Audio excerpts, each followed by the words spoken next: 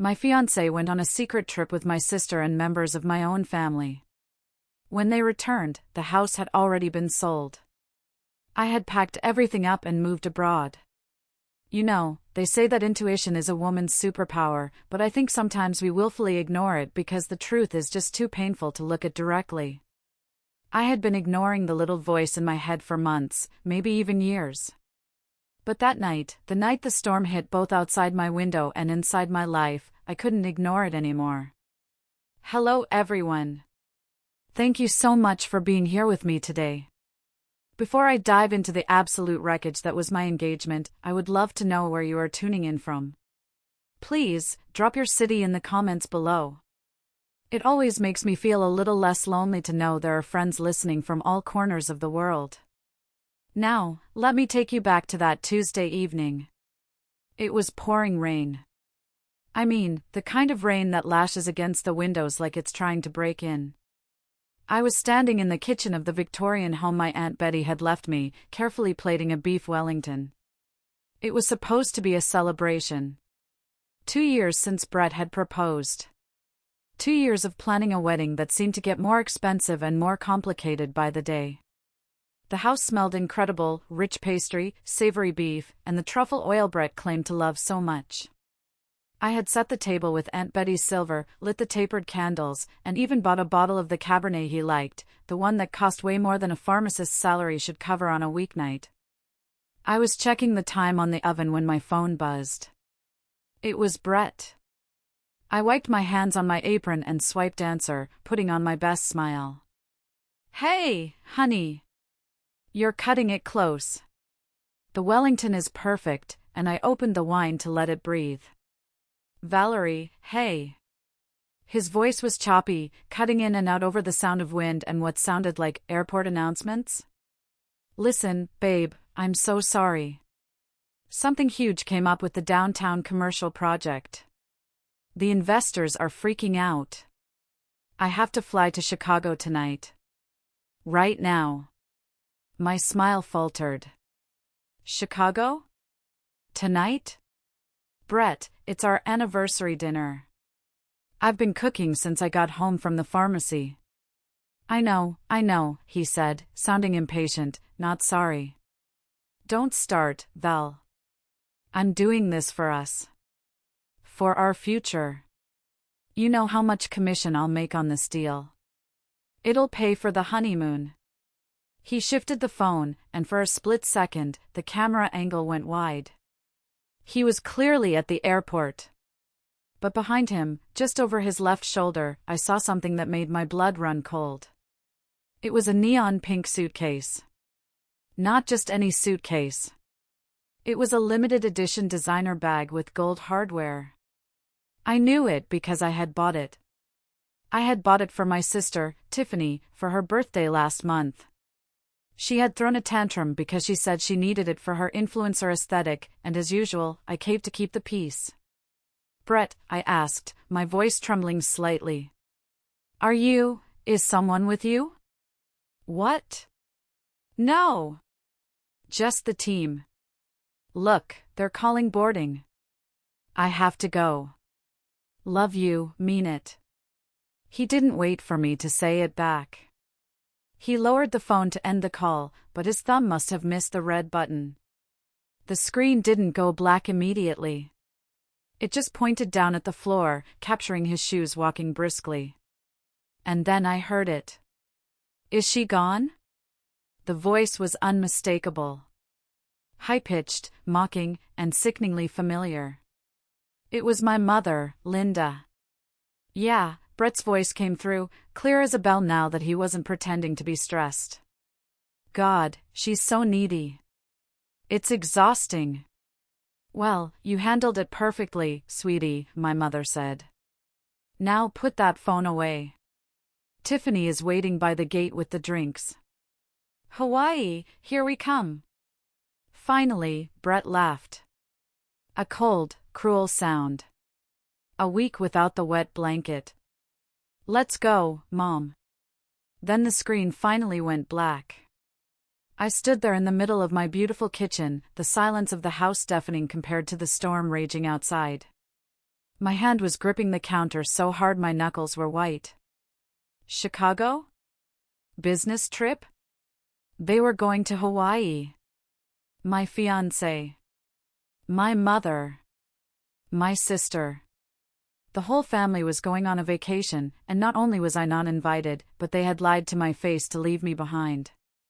I felt like I couldn't breathe. The smell of the beef Wellington suddenly made me nauseous. I turned off the oven with a shaking hand. Why? Why lie? If they wanted a family trip, why not just tell me? Was I that unwanted?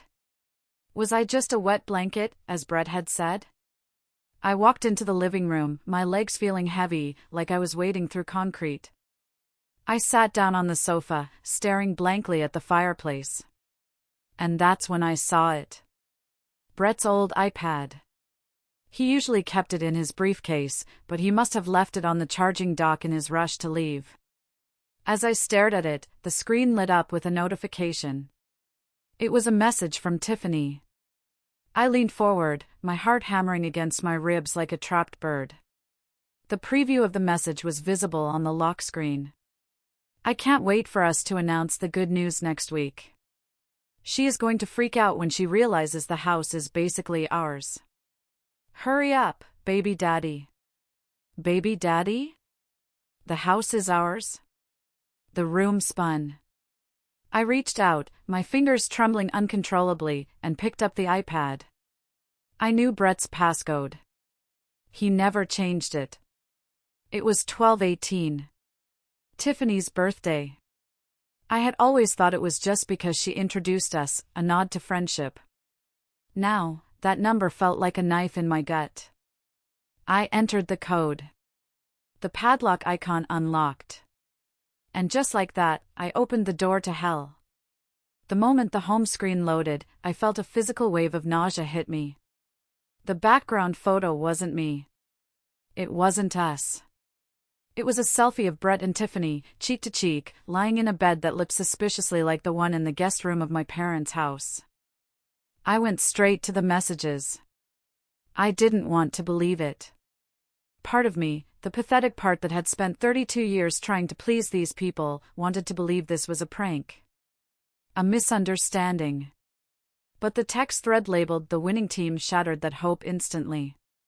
The group chat included Brett, my sister Tiffany, my mother Linda, and my father Hank. Everyone was there. Except me. I scrolled up, my eyes burning as I read the messages from just a few hours ago. Mom, did you get the keys to her safe, Brett? We need to make sure we have the original deed before the wedding. Brett, got M. Copied them yesterday while she was at the pharmacy. She has no clue. She thinks I was fixing the hinge on the closet door. Tiffany, God, she is so stupid. A pharmacist with 0 brain cells. I can't believe I have to pretend to be nice to her for another 6 months. Dad, just stick to the plan, Tiff. Once they're married and he's on the deed, we leverage the property. That house is worth $1.2 million. That's your startup capital right there. Brett, don't worry, Hank. I've got her wrapped around my finger. She'll sign the joint tenancy papers as soon as I get back from Chicago. I guilt-tripped her so hard at dinner last night. I dropped the iPad onto the couch cushion as if it were burning hot. I rushed to the bathroom and dry-heaved over the sink. My body was rejecting the information faster than my brain could process it. They weren't just excluding me. They were hunting me. I washed my face with freezing cold water, staring at my reflection. Pale skin, wide terrified eyes. Pull yourself together, Valerie, I whispered. You need to know everything. I went back to the iPad. I needed to see how deep the rot went. I opened the hidden photo album. It was password protected, but of course, the password was the same. 1218. Hundreds of photos. Brett and Tiffany in Cabo when he said he was at a real estate conference. Brett and Tiffany at a concert I had bought tickets for, but he claimed he was sick, so I gave them to Tiffany to take a friend. And then, the most recent ones. A sonogram. Dated 2 weeks ago. The name on the patient file was Tiffany Miller. Hurry up, baby daddy. The text message suddenly made horrific sense. Tiffany was pregnant. My fiance was the father. And my entire family, my parents included, knew about it. They were celebrating it. They were planning to go to Hawaii to celebrate their new grandchild, funded by the money Brett had borrowed from our joint wedding account. I checked the banking app on the iPad. The wedding fund, which I had contributed 90% of from my salary and savings, was drained. Transaction: Aloha Resorts, $12,000. Transaction: First Class Delta, $4,500. Transaction: Tiffany & Co., $3,200. I felt a scream building in my throat, but it wouldn't come out. It was stuck behind a wall of pure, unadulterated shock. I went back to the messages. I searched for the word house. Tiffany, I don't want to live in that dusty old museum of hers, Brett. It smells like old lady. Brett, babe, we aren't living there. Once she signs the joint tenancy, I own half. We force a sale or take out a massive home equity line of credit. We take the cash, buy that modern condo downtown you like, and leave her with the debt. Mom, or just renovate the basement. Valerie is used to being in the background. She can live down there and pay the mortgage while you two take the master suite. She'll do it if you say it's for the family. She's desperate for approval. That comment from my mother broke something inside me. She can live down there. Like a servant. Like a dog. They had scripted my entire demise. They had turned my life into a long con. The wedding wasn't a celebration of love, it was a hostile takeover of my assets. I looked around the living room. The shadows from the storm were dancing on the walls. This house. Aunt Betty's house. Aunt Betty had been the only person who ever really saw me. While my parents fawned over Tiffany's beauty pageants and cheerleading, Aunt Betty had sat with me in the garden, teaching me the names of herbs, helping me study for chemistry tests. When she passed away 3 years ago, the reading of the will had been the first time I saw my parents truly angry at me. Betty had left everything to me. To Valerie, the will read, because she is the only one who understands that a home is built with love, not leverage. My parents had tried to contest it. They failed. Then, suddenly, they became nice. They introduced me to Brett. They encouraged the relationship. He's a catch, Val, my dad had said. Don't mess this up. I realized now, sitting in the dark, that I hadn't messed anything up. I was just the mark in their con game. The rain lashed harder against the glass. I picked up the iPad again. I needed to save everything. Every text. Every photo. Every bank transfer. My hands were shaking, but my mind was starting to clear. The fog of love and duty was lifting, replaced by a cold, sharp clarity. They wanted the house? They wanted my inheritance? They wanted a war. And they had just made the mistake of leaving their playbook behind. To understand why I was so vulnerable to this deception, you have to understand the ecosystem I grew up in. In the Miller household, there were 2 distinct roles, and they were assigned at birth. Tiffany was the sun, and I was the shadow. Tiffany was the golden child. She was born 5 years after me, and from the moment she arrived, she could do no wrong. She was bubbly, demanding, and pretty in a conventional way that my mother adored. If Tiffany broke a vase, it was an accident, or worse, it was somehow my fault for placing it there. If Tiffany got a C in math, the teacher was incompetent. I, on the other hand, was the scapegoat. I was quiet, studious, and plain. I didn't like pageants. I liked books. I liked science. I remember my high school graduation vividly. I was valedictorian. I was giving a speech. I had looked for my parents in the crowd for the entire ceremony. They never showed up. When I got home, holding my diploma, expecting an apology, I found chaos. Tiffany, then 13, had broken a nail during cheer practice, a bad break that bled a little. My parents had rushed her to the emergency room and then taken her out for ice cream to calm her nerves. "Oh, Valerie, stop being so dramatic," my mother had sighed when I cried. "Your sister was in pain. It's just a speech. You can read it to us later." They never asked to hear it. The only person who came to my graduation was Aunt Betty, my mother's older, estranged sister. She sat in the front row, cheering loudly, holding a bouquet of wildflowers from her garden. Aunt Betty was wealthy, but you wouldn't know it by looking at her. She lived in a stunning, historic Victorian home on the edge of town, the very house I was sitting in now.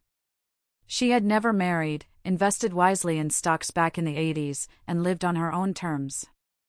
My parents called her eccentric and selfish. I called her my savior. "Valerie," she told me that graduation day, taking me out for a real dinner at the nicest steakhouse in town. "Your parents are fools. They are chasing glitter, but you are gold. Solid gold." She grabbed my hand across the table. Her grip was strong, her eyes fierce.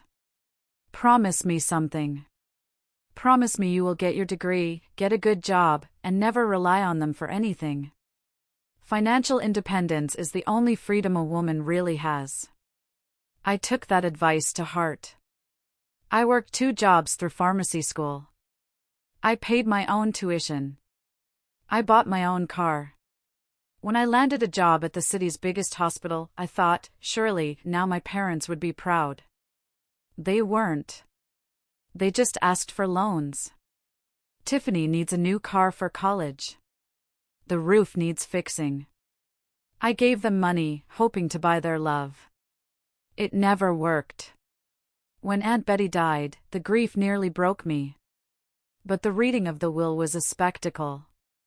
My mother showed up wearing black, dabbing at dry eyes, expecting a massive payout. When the lawyer read that the entire estate, including the Victorian house, the stock portfolio, and the savings, went to my beloved niece Valerie, the room exploded. "That manipulative little witch," my mother had screamed, pointing at me. "You turned her against us. It's not fair." Tiffany wailed. "I wanted that house. It has the turret room. It's perfect for my vlog." But the will was ironclad.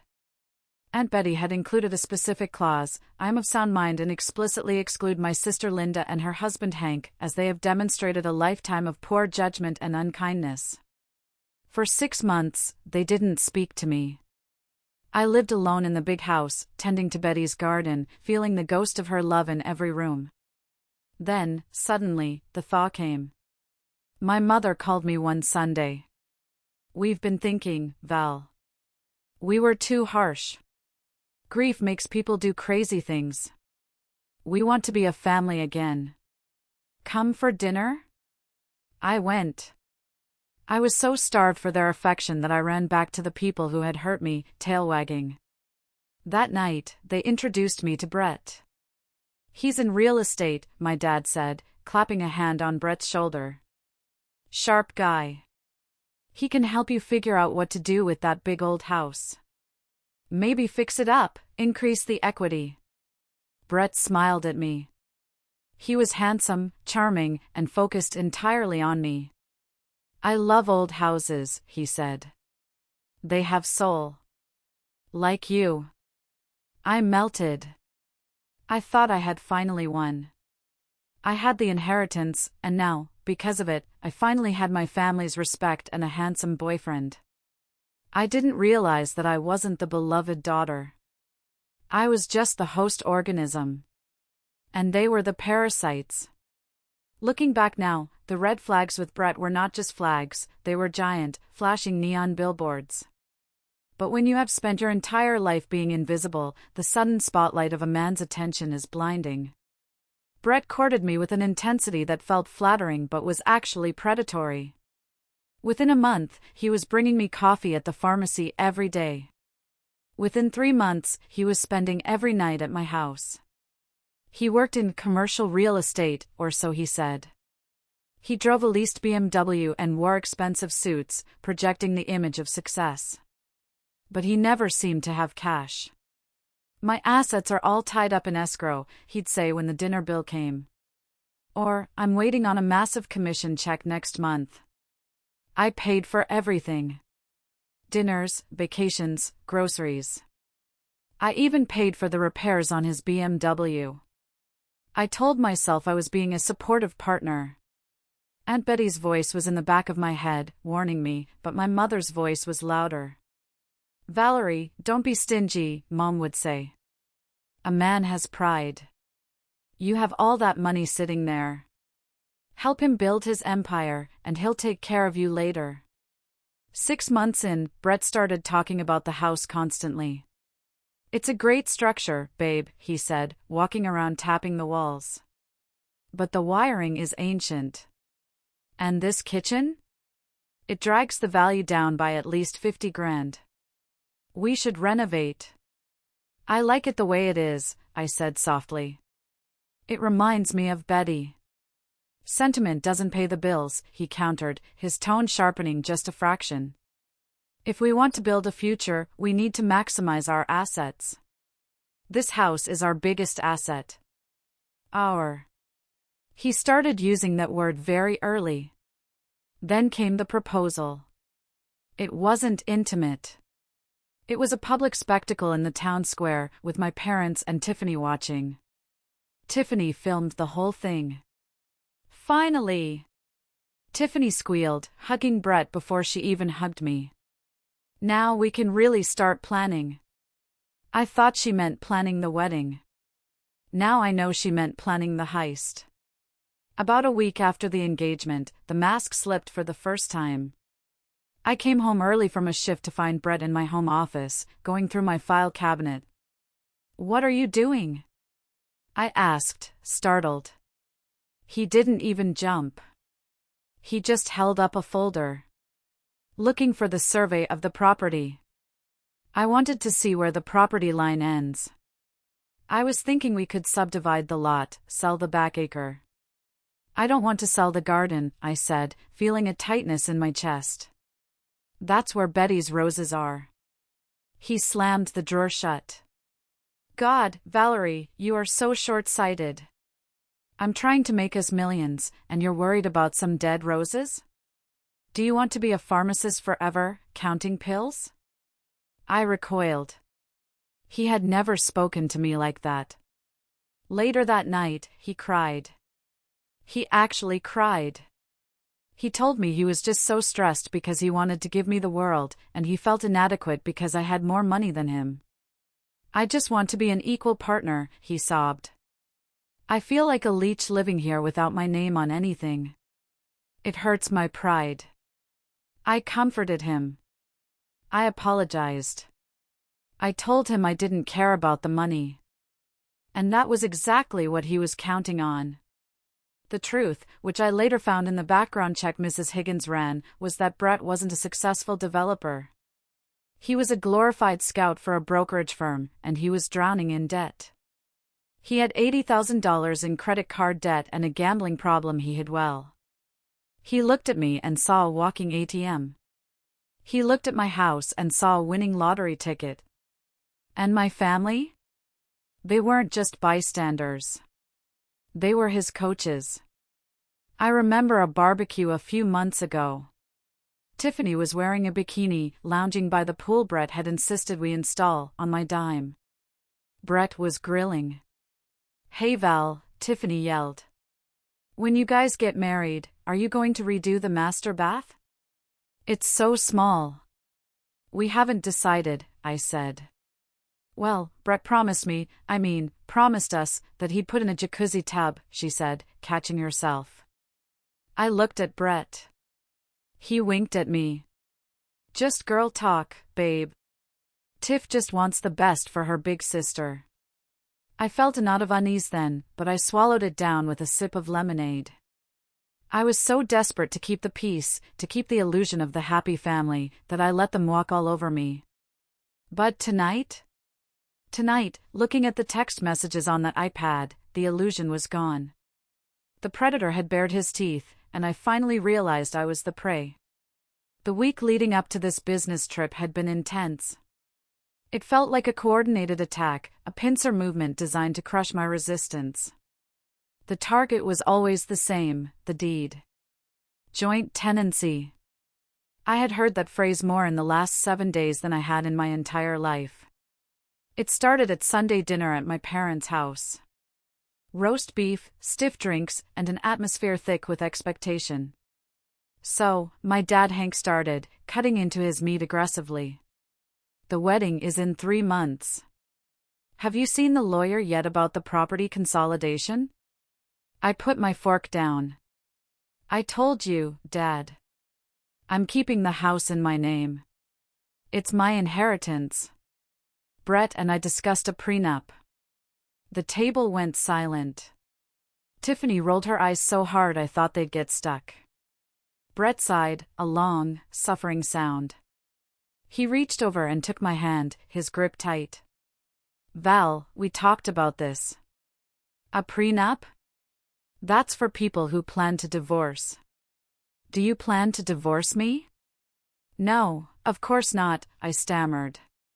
But Aunt Betty. Aunt Betty is dead. My mother snapped. And she was a bitter, lonely old spinster. Is that what you want to be?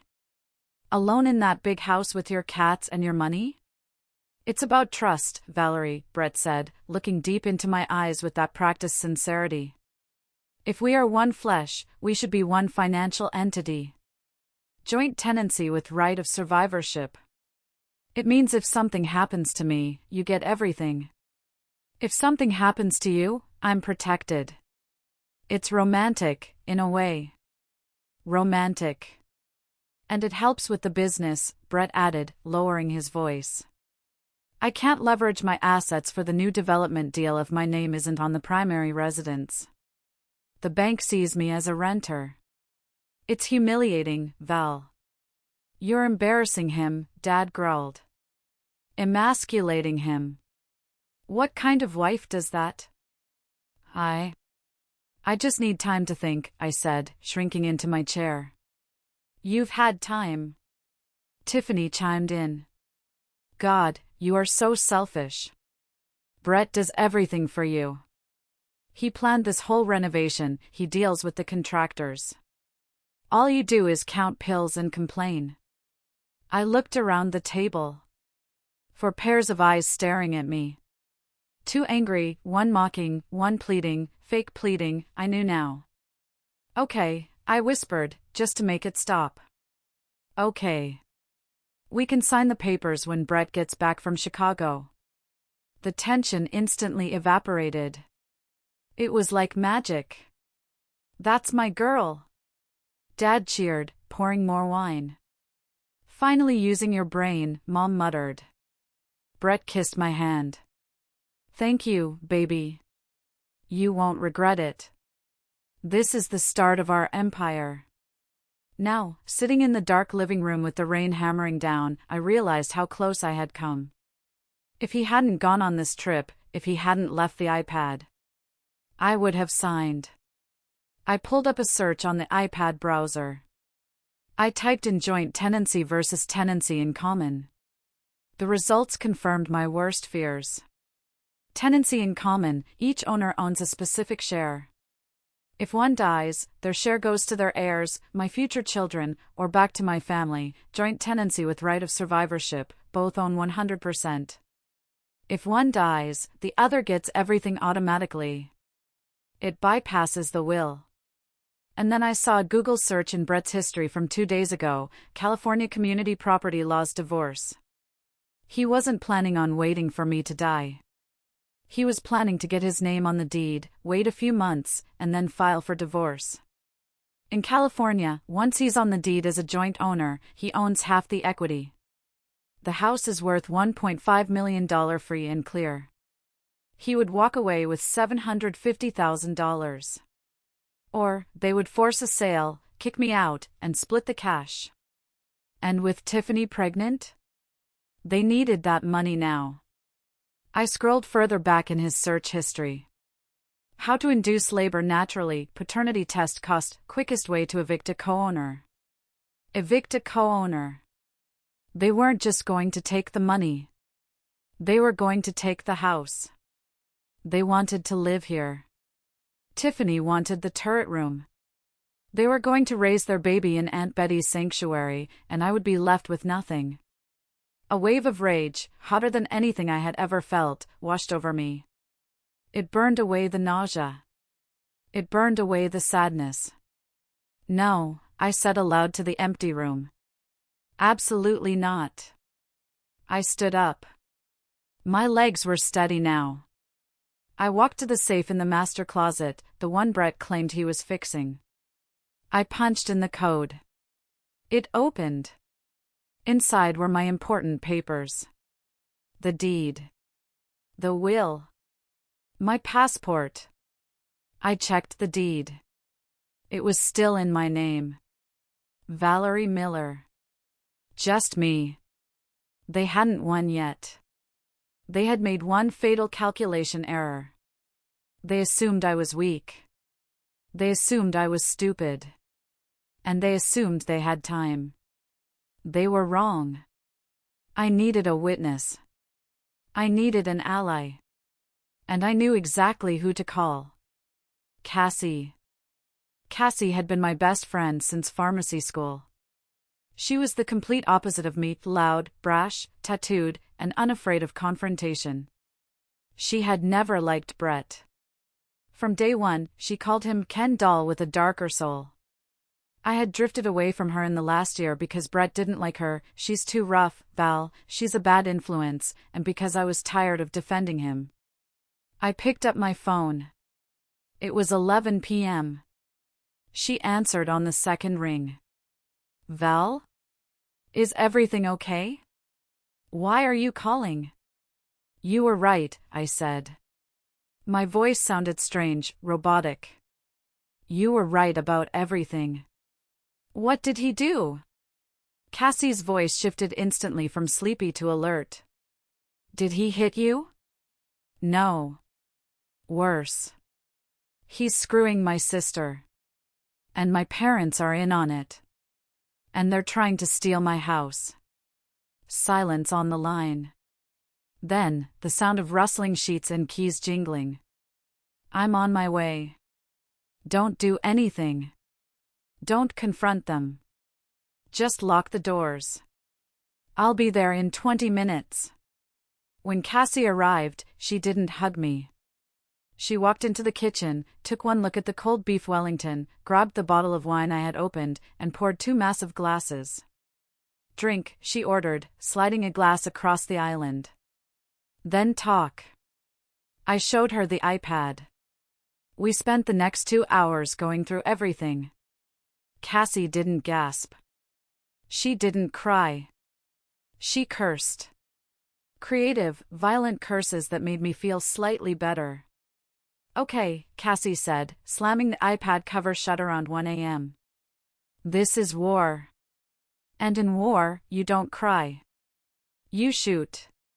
She looked at me, her eyes blazing. Val, look at me. Stop shaking. They think you are a doormat. They are banking on it. Literally banking on it. I know, I whispered. How could they? My own mother? Because they are narcissists and parasites, Cassie said bluntly. But we don't have time for psychoanalysis. We have a timeline. How long are they in Hawaii? 7 days. They come back next Tuesday. 7 days, Cassie nodded. Okay. We can do a lot in 7 days. She pulled out a notepad from her purse. First, evidence. We need to back up this entire iPad. Cloud, hard drive, printed copies. Everything. Done, I said. I can do that tonight. Second, Cassie pointed a pen at me. The house. As long as you own this house, they will come for it. Even if you break up with Brett, he's got copies of keys, he knows the codes, and your parents? They will guilt you, harass you, maybe even see you claiming some ancestral right. It's toxic, Val. The house is the poison. I looked around the kitchen. I loved this house. It was my connection to Aunt Betty. But Cassie was right. As long as I had this asset, I was a target. And if I stayed here, every room would remind me of Brett's lies. Every corner would be haunted by the memory of Tiffany plotting my eviction. I can't live here anymore, I said, the realization hurting my chest. They tainted it. Exactly, Cassie said. So, we scorch the earth. We get rid of the bait. Sell it? I asked. But a sale takes months. Staging, listing, escrow. Not if you sell to an investor, Cassie said. My cousin works for one of those we buy ugly houses corporate firms. They buy for cash, close in days. You take a hit on the price, but you get liquid cash and you get out. Cash, I repeated. Yes. Cash. And you know who hates cash? People who want to steal half your equity through a divorce settlement that hasn't happened yet. Cassie leaned in. Sell the house. Take the money. Move. By the time they get off that plane with their lays and their tans, they won't be coming home to a mansion. They'll be coming home to a locked gate and a stranger. A shiver ran down my spine. Not of fear, but of anticipation. I have a job offer in London, I said suddenly.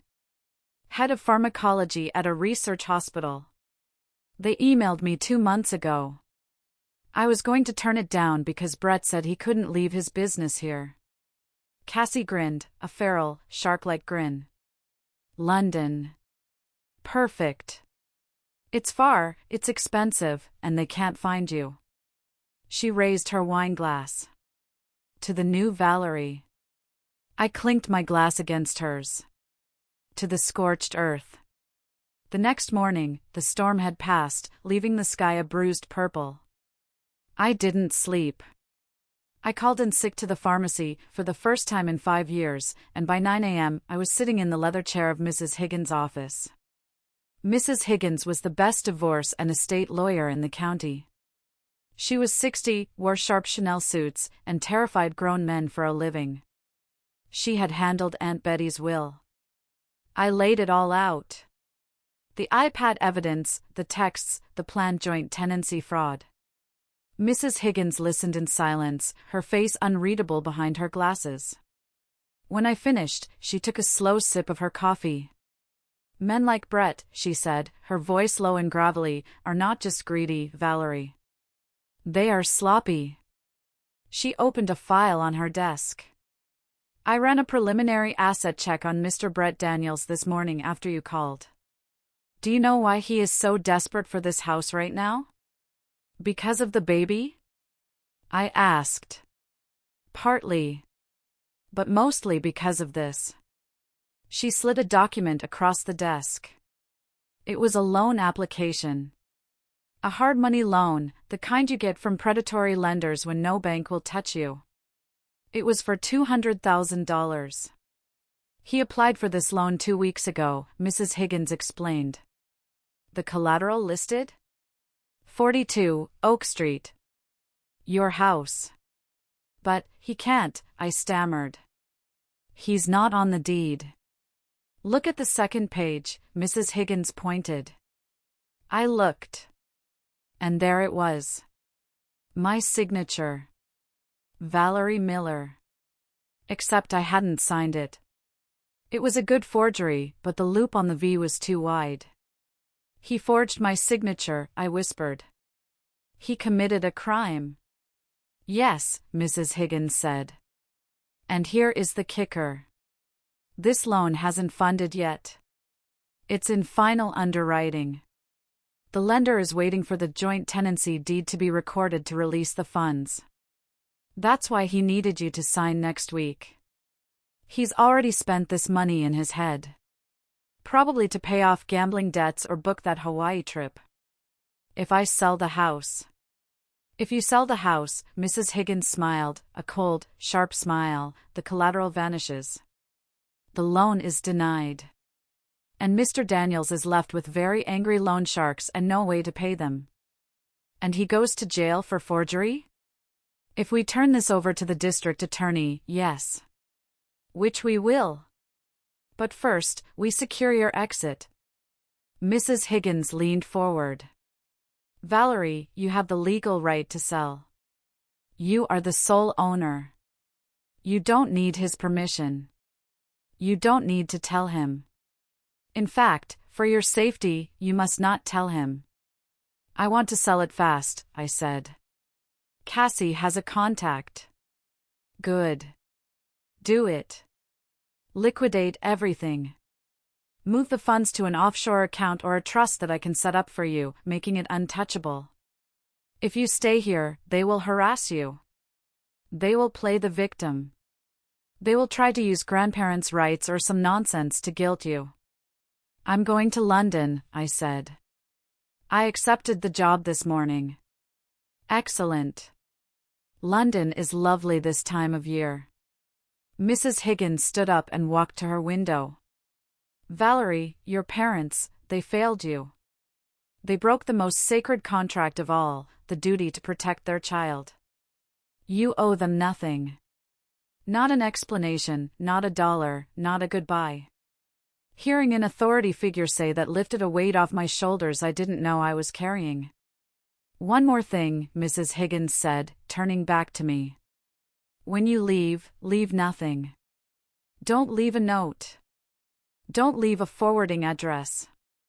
Let their first notification be the lock on the door changing. I plan to, I said. And Valerie?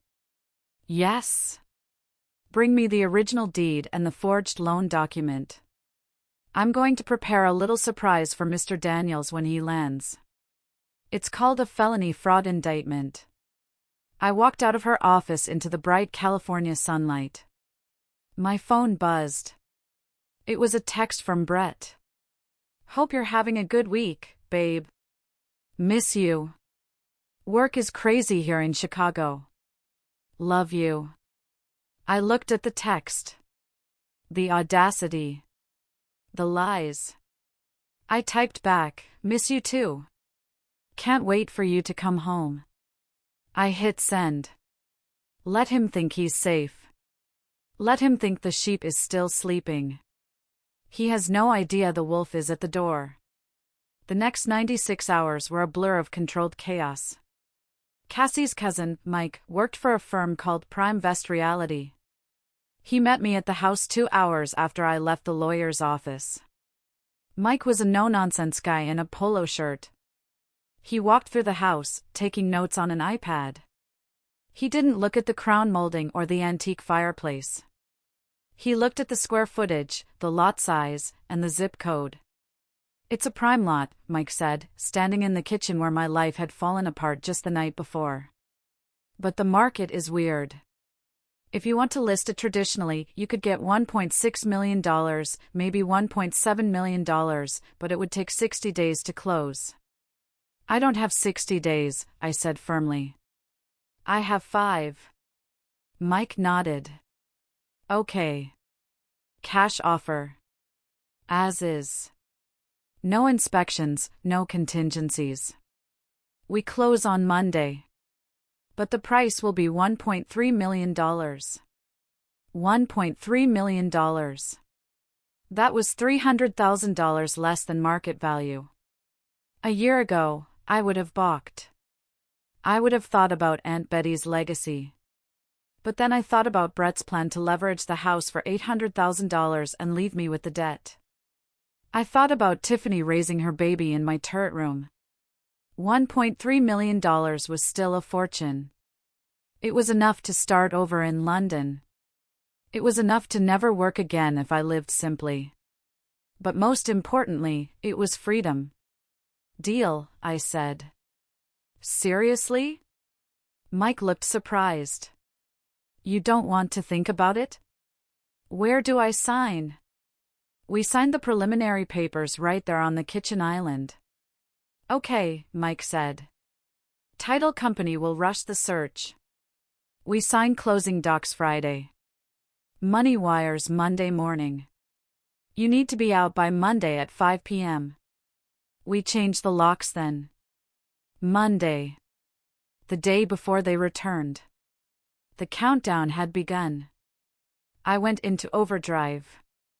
I couldn't hire a moving truck because the neighbors would see and might text my parents.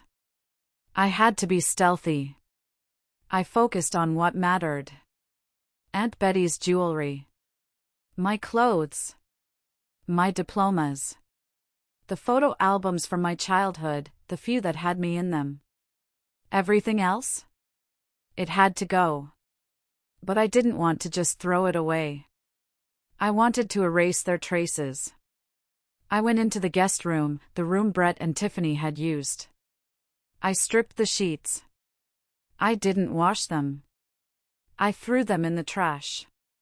I took the mattress, the expensive memory foam mattress Brett had insisted on buying, and I dragged it down the stairs by myself. I called a junk removal service to take it away.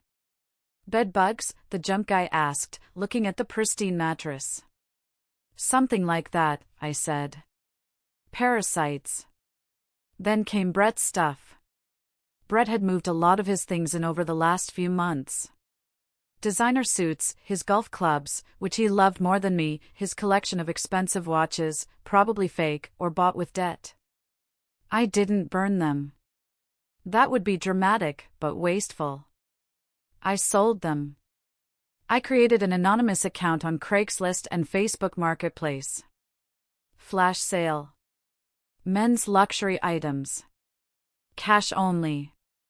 Must pick up today. I priced his $2,000 golf clubs at $50. I priced his Italian leather sofa at $100. I priced his PlayStation and 70-inch TV at $200 for the bundle. People flocked to the house. I met them at the back door. I told them I was an angry ex-girlfriend. They didn't care, they just wanted the deals. Watching strangers carry away Brett's prized possessions gave me a dark, twisted satisfaction. Every empty space in the house felt like my lungs expanding, taking in fresh air for the first time in years. By Sunday night, the house was echoing. It was strange. The furniture I had grown up with, the antiques. I sold most of it to an estate liquidator who came with a nondescript van. You're selling the Chippendale dining set? He asked, eyeing the table where my father had yelled at me. Take it, I said. It has bad juju. I kept only two things from the furniture, Aunt Betty's rocking chair and her small writing desk. I had them shipped directly to a storage unit in London. Sunday night, I slept on a sleeping bag in the middle of the empty living room. The storm had passed days ago, but the silence in the house was heavy. I pulled up the tracking app on my phone. I had access to Brett's location because we shared a phone plan, which I paid for. Honolulu International Airport. They were enjoying their last Mai Tais. Probably toasting to their victory. Probably laughing about how easy it was to fool Valerie. I looked at the empty walls. Goodbye, house, I whispered. Thank you for protecting me. But I don't need walls to protect me anymore. I have claws. My phone pinged. An email from the title company. Closing confirmed. Wire transfer scheduled for 9 a.m. tomorrow. It was done. Now, all I had to do was vanish. Monday morning arrived with a strange, hollow kind of silence. The storm had passed days ago, leaving the sky that crisp, hard blue that feels indifferent to human suffering. I woke up on the sleeping bag in the middle of the empty living room, my body stiff but my mind incredibly sharp. Today was the day. I had spent the weekend systematically dismantling the life I had built for us. It wasn't just about selling the furniture, it was about erasing the evidence of my own foolishness. I walked into the garage, where I had piled up the last remnants of Brett and Valerie. There was the custom cornhole set we'd bought for the engagement party, for $100, waste of money. There were the endless boxes of decorations for a wedding that would never happen. I had contacted a local women's shelter earlier that morning. "I have brand new household goods," I told the coordinator on the phone. "Linens, kitchenware, small appliances. Everything is high-end. Can you use it?" "We can use everything," she said, her voice thick with gratitude. "When can we pick it up?" "Now," I said. "But you have to take everything. I want this garage empty." Watching the shelter van pull away was the first time I felt a real pang of emotion. Not sadness for what I was losing, but relief that these things, bought with my money, intended for a lie, would actually help women who were trying to escape bad situations, just like me. Then came the personal purge. I went to the master closet. Brett loved his clothes. He was a peacock. He had rows of Italian suits, custom dress shirts with his initials on the cuffs, and a collection of sneakers that he kept in pristine boxes. I didn't sell these. Selling them felt too dignified. I took a pair of heavy-duty kitchen shears and I went to work. I didn't shred them into confetti, that takes too much energy. I just cut one crucial thing off each item. I cut the left sleeve off every suit jacket. I cut the seat out of every pair of trousers. I cut the tongue out of every single sneaker. It was petty. It was childish. And it was absolutely glorious. I stuffed the ruined couture into heavy-duty black trash bags and labeled them donation rags. As I was clearing out the top shelf of the closet, my hand brushed against a dusty cardboard box tucked way in the back. I pulled it down, coughing as dust motes danced in the sunlight. It was labeled Valerie's childhood in my mother's handwriting. I sat on the floor and opened it. I expected to find sentimental treasures. Instead, I found indifference. Inside were my old report cards, all straight as, never framed, a few participation trophies from events I hated, and nothing else. No photo albums. No baby teeth. No lock of hair from my first haircut.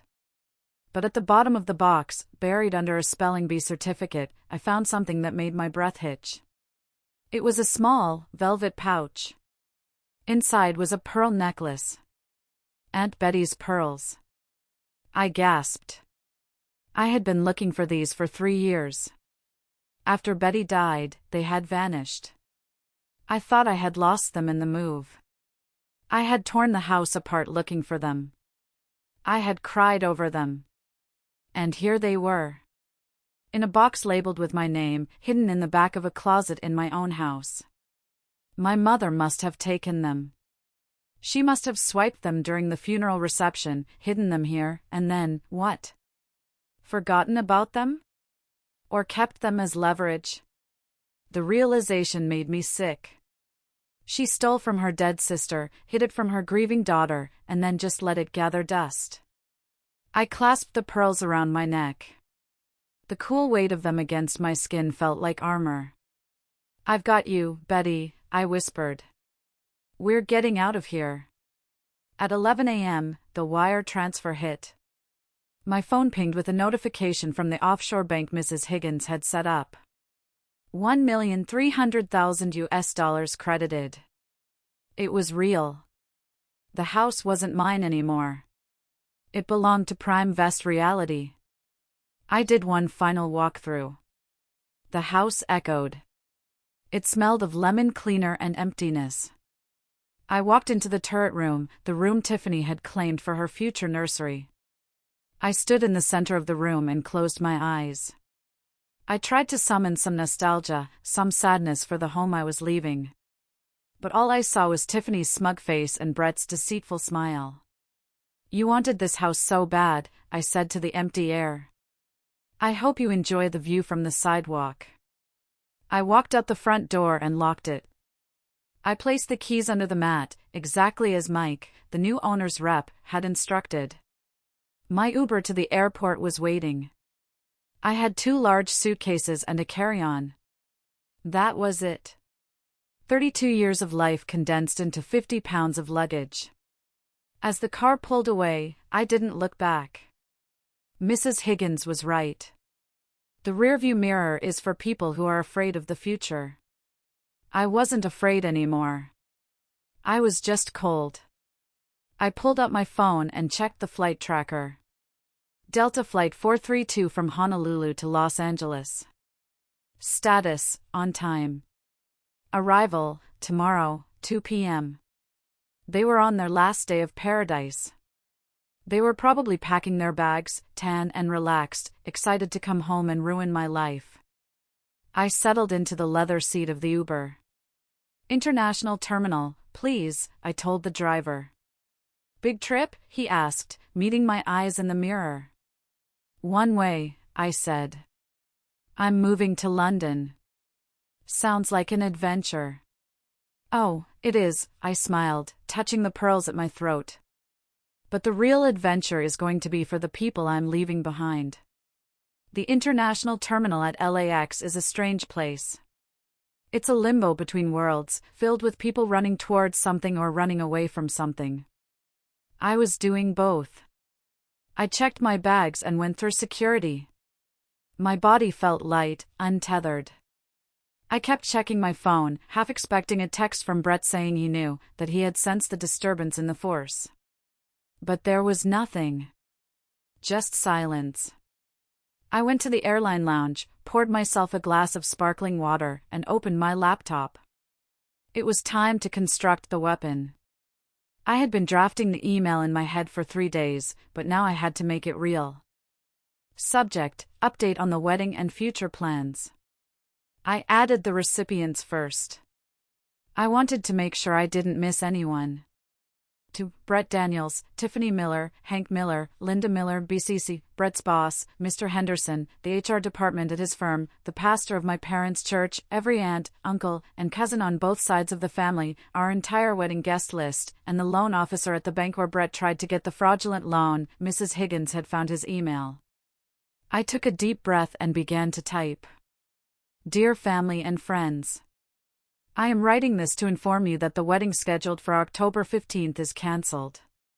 There will be no rescheduling. I know this comes as a shock to many of you, especially since my fiance, my sister, and my parents are currently enjoying a lovely family vacation in Hawaii, a vacation they told me was a frantic business trip to Chicago. But lies have a way of coming out. Especially when you leave your iPad unlocked on the living room table. Attached to this email, you will find a few interesting documents that explain my decision. Screenshots of the group chat The Winning Team where my parents, sister, and fiancé plot to force me into a joint tenancy deed to access my inheritance. Photos dated 2 years back confirming the sexual affair between Brett Daniels and Tiffany Miller, the sonogram of their unborn child. Conceived while Brett was engaged to me. A forensic accounting of the $16,000 stolen from our wedding fund to pay for the secret Hawaiian getaway. A copy of the loan application where Brett forged my signature to secure $200,000 from a predatory lender. To my parents, you always wanted Tiffany to have the best. Now she has my fiancé. I hope they are very happy together. Please do not contact me. I am no longer your daughter, your ATM, or your scapegoat. To Brett, the house on Oak Street has been sold. The locks have been changed. The new owners are very strict about trespassing. Also, I believe the district attorney will be in touch regarding the forgery. Good luck with your empire. To everyone else, I am sorry for the drama. I am moving overseas to start a new life where people tell the truth. Please respect my privacy. Sincerely, Valerie. I read it over 3 times. It was cold. It was factual. It was devastating. I attached the zip file containing all the evidence. The photos were high resolution. The text threads were complete. There was no room for denial, no room for "it's a misunderstanding." I hovered my mouse over the schedule send button. I checked the time. Their flight landed at 2 p.m. tomorrow. They would get their bags, get in the cab, and arrive at the house around 3:30 p.m. I set the email to send at 3:45 p.m. Pacific time. Right when they would be realizing their keys didn't work. Right when the panic would be setting in. That's when their phones would start blowing up. That's when the world would know what they did. I clicked schedule. A small pop-up appeared, message scheduled for tomorrow, 3:45 p.m. I closed the laptop and slid it into my bag. My hands weren't shaking anymore. I felt a strange sense of calm, like the eye of a hurricane. Flight 102 to London Heathrow is now boarding, the announcer's voice echoed through the lounge. I stood up, smoothing down my coat. I walked to the gate, handed over my boarding pass, and walked down the jet bridge. As I stepped onto the plane, leaving American soil, I felt the heavy cloak of the old Valerie, the people-pleaser, the doormat, the shadow, slip off my shoulders. I wasn't just leaving the country. I was leaving the version of myself that allowed them to hurt me. I found my seat, first class, because why save money for a wedding that isn't happening, and accepted a glass of champagne from the flight attendant. Celebrating something? She asked kindly. I looked out the window at the tarmac, heat waves shimmering in the distance. Yes, I said, a genuine smile spreading across my face. I'm celebrating a funeral. Oh, I'm so sorry, she looked confused. Don't be, I toasted the air. It was a long time coming. Landing in London was like waking up on a different planet. The air was cool and smelled of damp pavement and diesel, a stark contrast to the stifling heat of California. I took a deep breath, filling my lungs with the gray, beautiful smog of freedom. I had rented a temporary serviced apartment in Kensington while I looked for something permanent. It was small, modern, and blissfully empty of memories. No ghost of Aunt Betty, no shadow of Brett. Just clean lines and silence. I unpacked my 2 suitcases. I placed Aunt Betty's pearls on the dresser. I hung up my coats. Then, I sat by the window with a cup of tea, English breakfast, strong, with milk, and looked at my watch. It was 11:45 p.m. in London. Which meant it was 3:45 p.m. in Los Angeles. The email had just been sent. I picked up my phone. I had bought a UK SIM card at the airport, but I had kept my old US number active on Wi-Fi just for this moment. I wanted to see the mushroom cloud. I turned the Wi-Fi on. For a second, nothing happened. Then, the phone practically convulsed in my hand. Buzz. Buzz. Buzz. Buzz. Notifications flooded the screen so fast I couldn't read them. Missed call, Mom, 4, missed call, Brett, 6, missed call, Tiffany, 2, text from Mom, Valerie.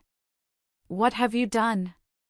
Answer the phone, text from Brett, babe, this isn't funny. The key doesn't work. Where are you? Call me now, text from Dad, you ungrateful brat. You ruined us.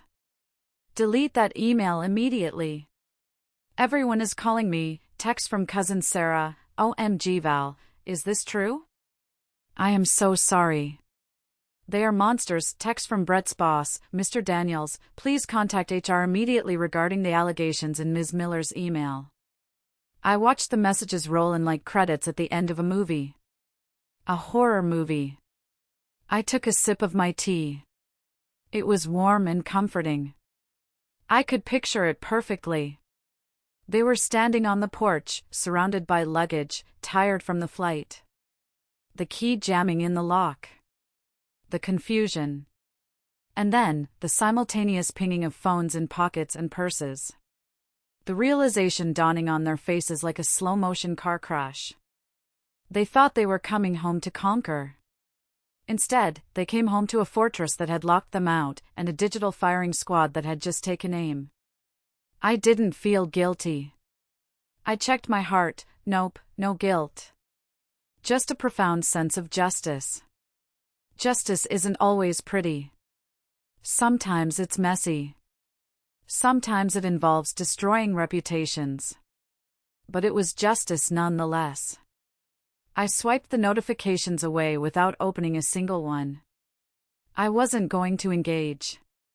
Silence is the loudest scream, Mrs. Higgins had said. I turned off the US SIM card. I removed it from the phone and placed it on the table. Then, I picked up a tiny metal pin and ejected the tray. I took the small plastic chip, my connection to my parents, to Brett, to the pain, and I dropped it into my hot tea. I watched it sink to the bottom. Now, they couldn't reach me. I was a ghost. I was a rumor. I was the monster under their bed. When I dropped that SIM card into the tea, I knew I had crossed the Rubicon. There was no going back. I had just nuked my entire family dynamic and left my fiancé homeless, jobless, and exposed to the world. It felt terrifying. But also, incredibly empowering. If you are listening to this and you have ever felt small, invisible, or used by the people who were supposed to love you, I want you to know that you have teeth, too. You just have to be brave enough to bear them. If you are still with me, please take a second to hit that like button and comment the number 1 below. It tells me that you are part of the Scorched Earth Squad, that you believe in standing up for yourself, and that you are ready to hear how the villains of this story got exactly what they deserved. Seeing your ones gives me so much strength. Thank you for having my back. Now, let me tell you what happened when the police showed up. I didn't witness the scene on the porch personally, obviously. I was 5,000 miles away, sleeping the deep, dreamless sleep of the vindicated. But I know exactly what happened. How? Because Mrs. Higgins is thorough. And because my neighbor, Mrs. Gable, is the nosiest woman on the planet and she hates my mother. Mrs. Gable had been watching the house like a hawk ever since the for sale sign went up and came down in 3 days. She knew something was up. So when the taxi pulled up that Monday afternoon, she was ready with her iPhone, recording from her second-story window. She sent the video to Mrs. Higgins, who sent it to me a few days later. I watched it on my laptop in London, sipping wine. It was better than any reality TV show. The video starts with the taxi van pulling up to the curb. It's sunny in California. Brett gets out first. He looks tan, fit, and arrogant. He's wearing a Hawaiian shirt unbuttoned too low, sunglasses on his head. He stretches, looking at the house like a king surveying his castle. Then Tiffany spills out. She's wearing a floral maxi dress, holding her stomach dramatically. She was barely 8 weeks pregnant, there was nothing to hold. She points at the turret window and says something that makes Brett laugh. My parents, Hank and Linda, get out last. They look smug. My mother is already directing the taxi driver on where to put the bags, treating him like a servant. Just leave them on the porch, she yells. My son-in-law will get them. Son-in-law. They hadn't even waited for the wedding to give him the title.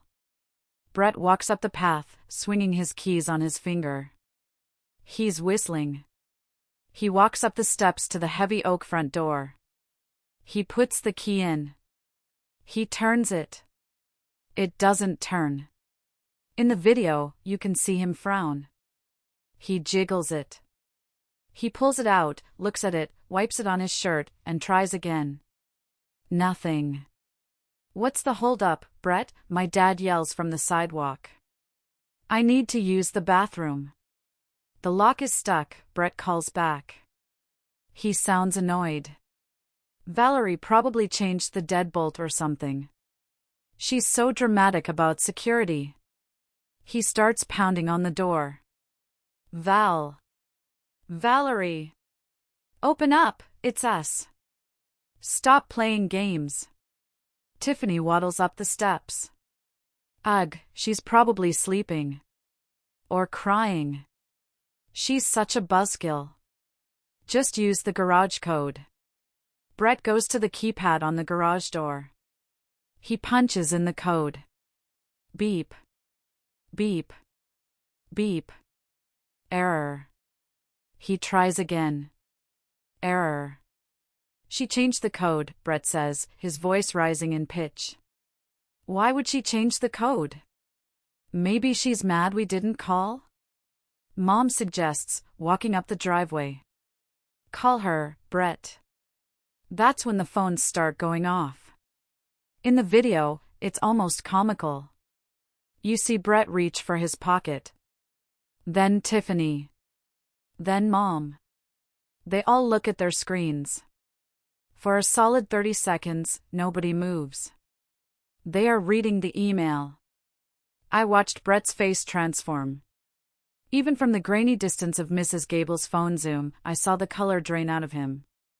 He went from tan to gray in seconds. Tiffany screams first. It's a high, piercing shriek. She knows. Oh my God, she posted the pictures. What do you mean she sold it? My dad bellows, reading the email. She can't sell it. It's family property. My loan. Brett shouts, looking at his phone in horror. She sent this to the bank? She sent this to Mr. Henderson? Panic sets in. Real, primal panic. They start banging on the door and windows. Valerie, my mother screams, her face twisted. Open this door. You can't do this to us. I'm going to kill her. Tiffany is sobbing, stomping her feet. My reputation. She sent this to everyone. Suddenly, the front door opens. But it's not me. It's a man. A very large man in a black security uniform. And next to him is a German shepherd that looks like it eats burglars for breakfast. The family freezes. Can I help you? The security guard asks. His voice is calm, deep, and threatening. Who the hell are you? Brett demands, trying to regain some alpha male posturing but failing miserably. Where is my fiancé? Get out of my house. Your fiancé? The guard smirks. There is no Valerie here. This property is owned by Prime Vest Reality. I'm the site security. And you are trespassing. Trespassing? Dad sputters. I'm her father. This is my daughter's house. Not anymore, the guard says. He points to the private property sign freshly staked in the lawn. The previous owner sold the property and vacated the premises yesterday. She instructed us that any unauthorized attempts to enter by. He looks at a clipboard. Brett Daniels, Tiffany Miller, or the Miller parents should be treated as a hostile intrusion. She sold it? Tiffany whispers, her knees buckling. But, the nursery. The money. You have 5 minutes to remove yourselves and your luggage from the property, the guard says, his hand resting casually near his belt. Or I call the police. And I believe they are already looking for a Mr. Daniels. That was the moment it hit them. The house wasn't just locked. It was gone. The asset they had banked their entire future on, the collateral for their loans, the roof over their heads, it had evaporated into thin air while they were drinking Mai Tais. The standoff on the porch didn't end quietly. My family doesn't do quiet. They do loud, entitlement-fueled tantrums. According to the police report I received later, my father tried to physically push past the security guard. I have rights. Hank Miller shouted. I paid for the roof on this house. A lie. I paid for it. He just recommended the contractor. The security guard didn't flinch. He simply unclipped the leash of the German shepherd. The dog barked, a deep, guttural sound that vibrated in the chests of everyone watching. Dad stumbled back, nearly tripping over a Louis Vuitton suitcase. Call the cops. Mom screeched. This man is stealing our house. Arrest him. Please do, the guard said calmly. I'll wait. Someone did call the cops. But it wasn't my mother. It was the neighbors. Mrs. Gable and 3 others had gathered on the sidewalk, arms crossed, watching the spectacle with glee. They had endured my parents' snobbery for years. This was their Super Bowl. 2 police cruisers rolled up 5 minutes later. When the officers stepped out, Brett tried to rush them. Officers. Thank God. This man is squatting in my fiance's house. She's missing. We think he did something to her. Officer Martinez, I know his name from the report, held up a hand. Sir, step back. Are you Brett Daniels? Brett froze. Yes. Why? We have a flag on this address and your name, Officer Martinez said. He didn't look friendly. We received a notification from the district attorney's office regarding a priority fraud investigation. And he looked at his partner. We have a frantic call from a Mr. Henderson at West Coast Realty claiming you have company property and he wants it returned immediately. Brett's face went from gray to ghost white. That's a misunderstanding. My fiancée is having a mental breakdown. She sent out a crazy email. The email with the forged loan documents? Officer Martinez asked, raising an eyebrow. Yeah, we got a copy of that too. The bank called us. The bank called. Of course they did. Predatory lenders don't like being defrauded either. We need you to vacate the premises immediately, the officer said to the group. The new owner has provided all legal documentation. You have no right to be here. But we have nowhere to go. Tiffany wailed, sitting on her suitcase, mascara running down her face. We gave up our apartment. We were supposed to move in here. Not a police matter, ma'am, the officer said. Move your vehicles and your belongings, or we will have them towed. The humiliation was absolute. Under the watchful eyes of the police, the security guard, and half the neighborhood, my family had to drag their heavy suitcases back down the driveway. They couldn't get a taxi. The driver who brought them had left long ago, unpaid. Mom had told him, get the bags and I'll pay you inside, which was obviously a lie. They had to call an Uber XL. They stood on the curb for 20 minutes, surrounded by their luggage, while neighbors took photos. My phone in London, which I turned on briefly to check emails, was exploding with updates from Mrs. Gable. Mrs. Gable, your mom just tried to kick the neighbor's cat. Police warned her. Mrs. Gable, Tiffany is vomiting in the bushes. Drama queen. Mrs. Gable, Brett looks like he's going to throw up. He keeps trying to call someone but nobody is answering. Nobody was answering because the email had done its work. While they were standing on that curb, the digital fallout was incinerating their social safety nets. My cousin Sarah had forwarded the email to the entire extended family group chat, the one I wasn't in. Sarah, did you guys see this? Aunt Linda and Tiffany are disgusting. I'm blocking them. The pastor of the church replied to my email directly, reply all.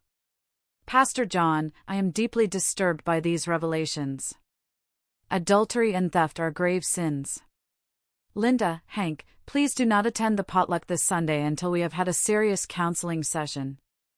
And Brett's LinkedIn?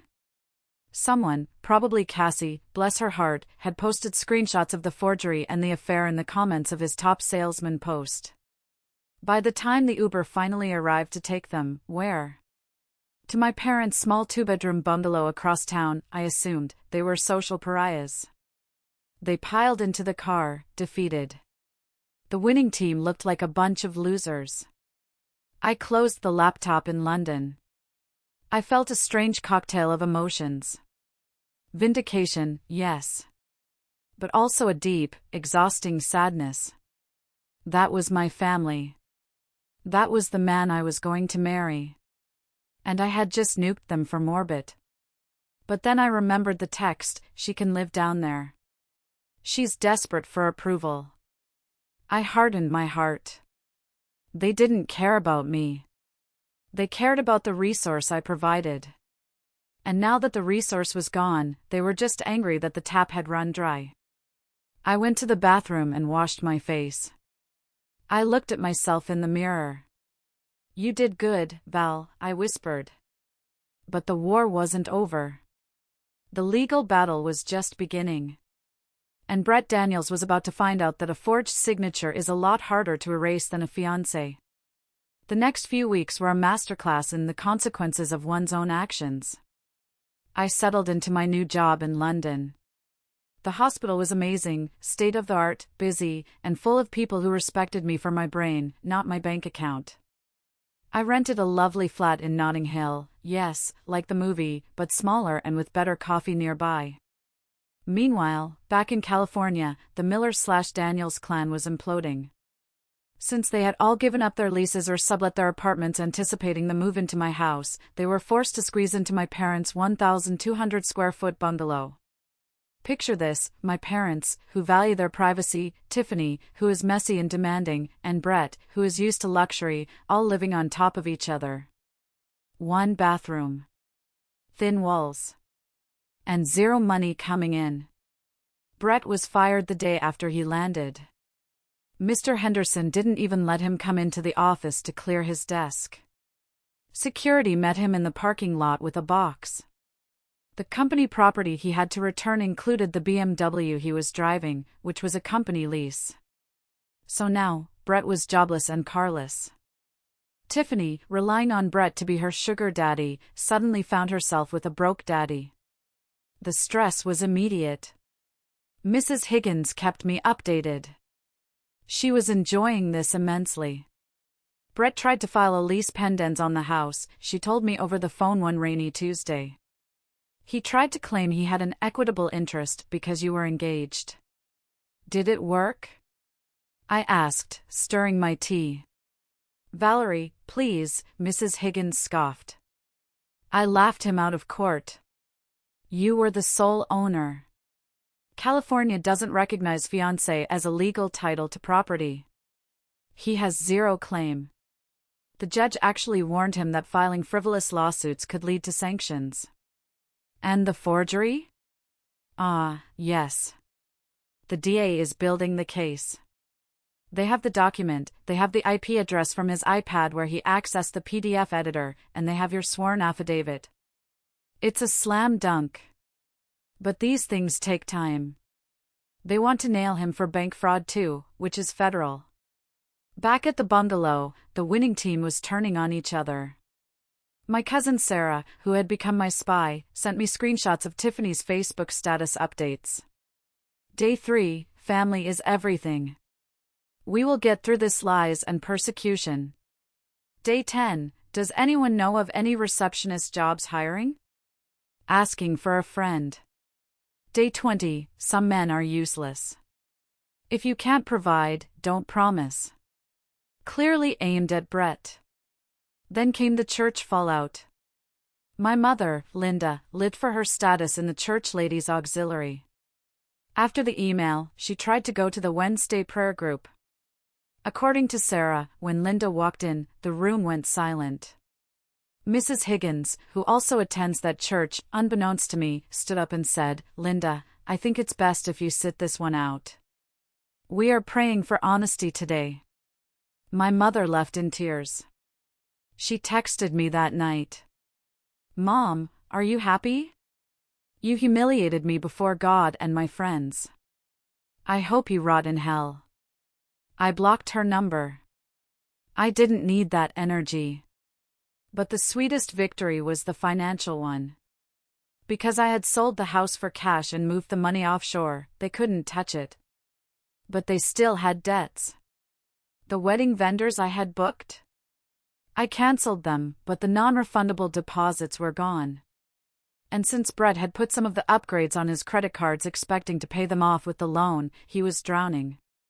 The loan sharks, the ones Brett tried to get the $200,000 from, were not happy. They hadn't lost money, but they don't like being lied to. I heard rumors that Brett had to sell his Rolex, the real one, and his designer clothes just to pay off some interest to keep his kneecaps intact. I was building a new life. I joined a book club. I started dating, casually, a nice British architect named Liam who thought my American accent was charming. I was healing. But a wounded animal is dangerous. And Brett wasn't done yet. He had one last desperate card to play, and it involved the only leverage he thought he had left, the law. He managed to find a shady lawyer, a strip mall ambulance chaser, who was willing to sue me for breach of promise to marry and intentional infliction of emotional distress. He wanted $5 million. When the process server arrived at my old house to serve me, he obviously couldn't find me. So they tried to serve me by publication in the local paper. Mrs. Higgins called me. "He's suing you, Val." "Let him," I said. "I have the truth." "We need to countersue," she said. "For the money he stole from the wedding fund. For the emotional distress of the affair. And we need to drop the bomb about the baby." "Do it," I said. "Scorched earth, remember?" "Oh, I remember," Mrs. Higgins said. "I'm drafting the motion now." "And Val?" "I'm asking for attorney's fees. He's going to pay for every minute of my time." I hung up and looked out at the London rain. It felt cleansing. They wanted a fight? They were fighting a ghost. And ghosts are impossible to hit. The legal system moves slowly until it moves very, very fast. 3 months after I left, the hammer finally dropped on Brett Daniels. He was at the bungalow, likely arguing with Tiffany, who was now showing and very unhappy about being broke, when the knock came. It wasn't a process server this time. It was the police. They had a warrant. Mrs. Higgins sent me the details later. The district attorney had finalized the investigation into the loan application. Because the lender was federally insured, even though they were predatory, they had backing. The forged signature wasn't just fraud, it was bank fraud. Charges: forgery of a legal document, attempted grand theft, identity theft, wire fraud. Brett was arrested in his boxers and a stained t-shirt. My father, Hank, tried to intervene, yelling, "Do you know who I am?" Nobody knew who he was. The police threatened to arrest him for obstruction, so he backed down.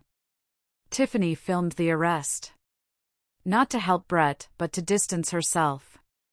She was already spinning the narrative. She posted a video crying, claiming she was manipulated by an older man and had no idea about the fraud. "I'm just a victim," she sobbed to her 200 followers. "He lied to me too." The loyalty of the winning team lasted exactly as long as the money did. Brett's bail was set at $100,000. My parents didn't have it. Tiffany certainly didn't have it. He spent 2 weeks in county jail before his parents, who live in Ohio and had been estranged from him due to his gambling, finally mortgaged their house to bail him out.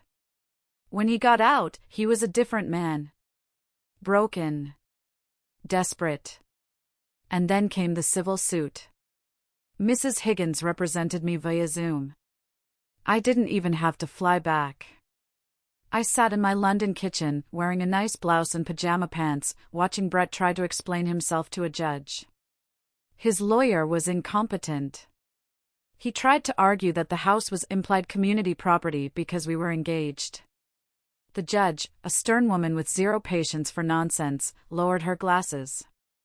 "Mr. Daniels, show me the deed." I don't have it," Brett stammered. "She tricked me." "You are a grown man, Mr. Daniels," the judge said. "Did you contribute to the mortgage?" "Well, I paid for groceries." "Did you pay the mortgage?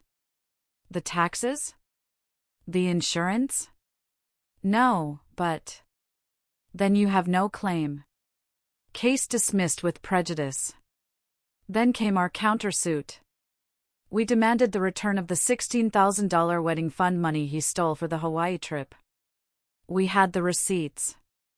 We had the bank transfers. Judgment for the defendant, me, in the amount of $16,000, plus legal fees, the judge ruled.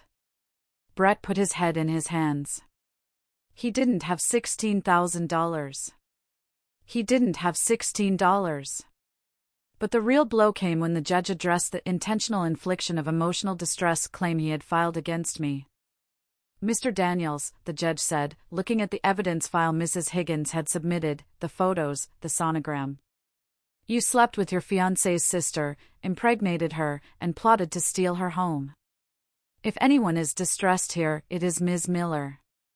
You are lucky she isn't suing you for every penny you will ever make. Get out of my courtroom. I closed the laptop. I took a deep breath. It was over. Legally, at least. I was free.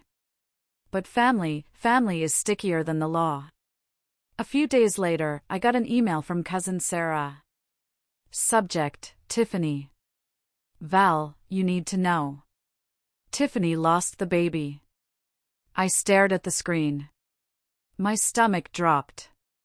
Despite everything, an unborn child was innocent. Sarah, it happened yesterday. Stress, high blood pressure, the doctors couldn't stop it. She's devastated. She's blaming Brett. She actually threw a vase at him in the hospital. Mom says the family is completely broken. Hank is drinking again. Linda is on tranquilizers. It's a haunted house over there. I felt a wave of sadness. Not for them, really, but for the waste of it all. All that greed, all that scheming, and what did they have to show for it? A criminal record, a lost child, and a mountain of debt. I closed my eyes. I didn't reply to Sarah. There was nothing to say. Karma, Liam said softly when I told him later that night over dinner. It's a brutal mechanic. It is, I agreed. But I didn't wish for that. No, he took my hand. You just got out of the way of the train wreck. You didn't drive the train. He was right. I had stepped off the tracks. They had stayed on, convinced they could stop the locomotive of consequences with their bare hands. The miscarriage was the final nail in the coffin of the winning team. With the baby gone, the only link between Brett and my family was severed. Tiffany turned on him with the ferocity of a wounded animal. She kicked him out of my parents' bungalow the day she got back from the hospital. Get out, she screamed, throwing his cheap duffel bag onto the lawn. You ruin everything you touch. You killed my baby with your stress and your lies. Brett, pending trial and broke, had nowhere to go. He ended up sleeping in his car, a beat-up sedan he bought with his remaining cash, for a week before fleeing back to Ohio to live in his parents' basement. My parents were left with the wreckage of their favorite daughter. Tiffany fell into a deep depression. She refused to work. She blamed everyone, Brett, the doctors, and of course, me. If Valerie hadn't sold the house, I wouldn't have been stressed, she wailed to my mother. It's her fault. She killed my baby. And my mother, in her infinite delusion, believed her.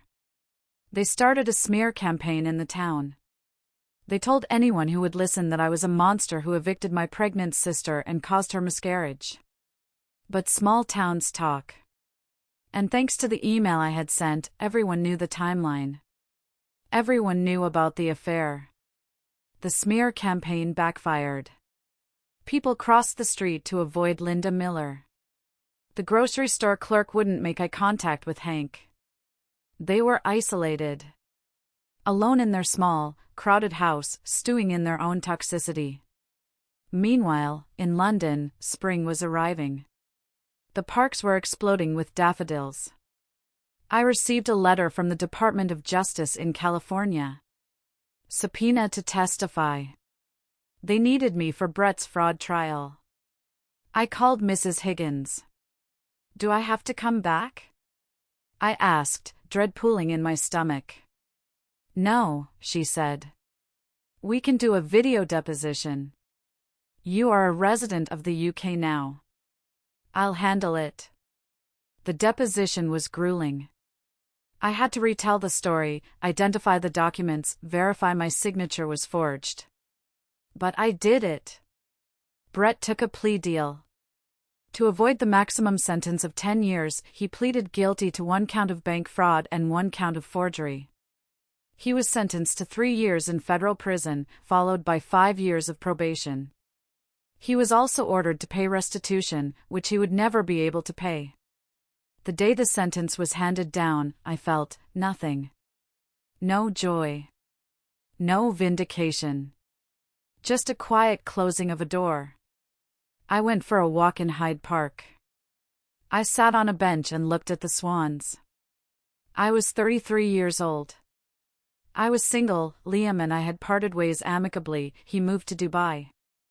I was wealthy. I was free. I thought about Aunt Betty. I hoped she was proud. I had protected her legacy by liquidating it. It was a paradox, but it was the only way. My phone rang. It was an unknown number. Usually, I ignored them. But something told me to answer. Hello? Valerie? It was my father. His voice sounded old. Broken. Slurred, like he had been drinking. Dad, I said, my voice steady. Valerie, please, he rasped. Your mother, she's not doing well. The stress. Tiffany is out of control. We're drowning here, Val. The legal fees for the eviction fight, the loans we took for Brett, we're going to lose the house. He was asking for money. After everything. After the name-calling, the theft, the betrayal. He was calling to ask the scapegoat to save them again. Dad, I said. Just a loan, he begged. For family. You have millions now. Just $50,000. To save your childhood home. I looked at the swans gliding on the water. They were so graceful, so unbothered. I don't have a childhood home, Hank, I said. I lived in a house with 3 strangers who used me. Don't be cruel, he wept. We're your parents. No, I said. You're Tiffany's parents. Ask her. She has nothing. Then I guess you're all in the same boat, I said. I suggest you sell the bungalow. Downsize. It's what financial advisors recommend. Valerie. Goodbye, Hank. Don't call this number again. I hung up. I blocked the number. I sat there for a long time, waiting for the guilt to come. I waited for the conditioned response of the scapegoat, the urge to fix, to help, to please. It didn't come. Instead, I stood up, brushed the crumbs off my coat, and walked toward the subway. I had a reservation at a new Italian restaurant. I was going to order the most expensive wine on the menu. And I was going to drink it to the memory of the girl who used to be Valerie Miller. Time heals, they say. I don't know if it heals, but it definitely creates distance. 1 year after the Great Escape, my life was unrecognizable. I had been promoted to director of research at the hospital. I had bought a small cottage in the Cotswolds for weekends, a place with a garden that rivaled Aunt Betty's. I was happy. Truly, quietly happy. I hadn't heard from my family in 6 months. The last I heard from Cousin Sarah, before I told her to stop updating me because I didn't want to know, was that my parents had indeed lost their house. They were living in a rental apartment. Tiffany was working as a waitress at a diner, looking for her next mark. Brett was in prison, likely polishing floors. Then, the final attempt at contact came. It wasn't a call. It was a letter. A handwritten letter on cheap lined paper, forwarded by Mrs. Higgins, who screened my mail. Mrs. Higgins' note attached, Val, you don't have to read this. I can shred it. But I thought you might want closure. I opened it. It was from my mother. Valerie. I am writing this from the hospital. My heart is giving out. The doctor says it's stress. Broken heart syndrome. I know we made mistakes. I know we favored Tiffany. But you have to understand, she needed us more. You were always so strong, so independent. We didn't think you needed our help. Brett fooled us all. We are victims too. Please, Val. I'm an old woman. I don't want to die without seeing my daughter. Come home. We can start over. I forgive you for selling the house. Love, Mom. I stared at the words. I forgive you for selling the house. Even on her deathbed, if she was even dying, which I doubted, Linda Miller was a hypochondriac of the highest order, she couldn't take responsibility. She forgave me. She justified her neglect because I was strong. It is the curse of the competent child. Because you can handle it, they assume you should handle it, and they give all their love to the one who refuses to handle anything. I walked to my fireplace in the cottage. I had a nice fire crackling. I held the letter over the flames.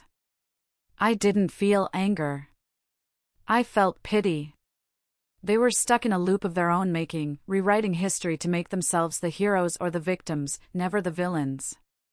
I watched the paper curl and blacken.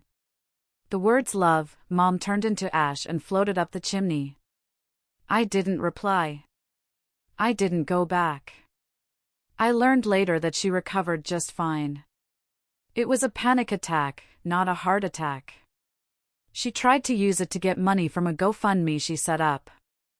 I donated $5 anonymously. Just for the irony.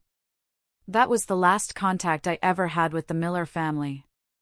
I am writing this from my garden in the Cotswolds. The roses are in bloom, Aunt Betty's favorite variety, peace roses.